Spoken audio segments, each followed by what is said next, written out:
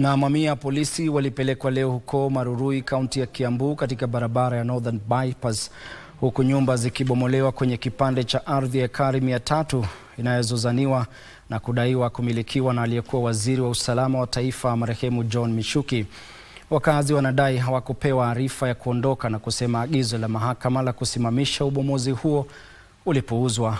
Ufurushaji huo, mtazamaji, umeacha familia kadhaa bila makao, huku kukiwa na madai tatanishi kuhusu umiliki wa ardhi hiyo inayozozaniwa.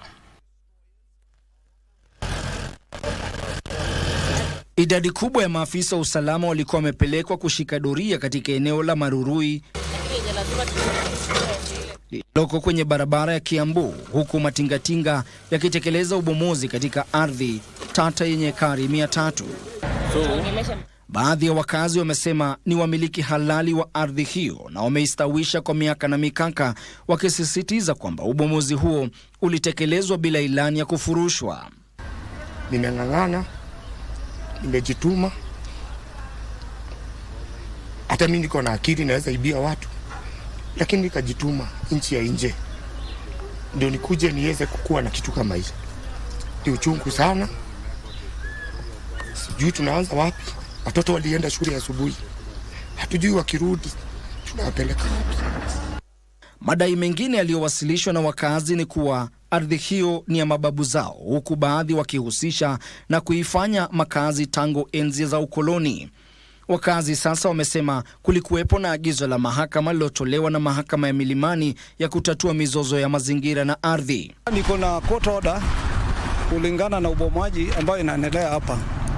Juu sasa kuna wale washajenga, kuna wale washanini, na watoto wako nao kwa manyumba, na naona bado kuna ubomoaji wanashidi kuendelea hapa. Sasa naomba tafadhali wafanye nini, wawache ubomoaji, sababu hii ndio nini? Hii ndio court order. Ubomozi umesababisha familia kadhaa kupoteza makao, huku baadhi wakisema huenda wanao wakarejea kutoka shuleni na kupata makazi yao yakiwa yamebomolewa. Ambia wakaanji, tunataka kupomoa, tafadhali mwezi plani ama nimewapea miezi 3, mjipange mtafuta mahali pa kwenda.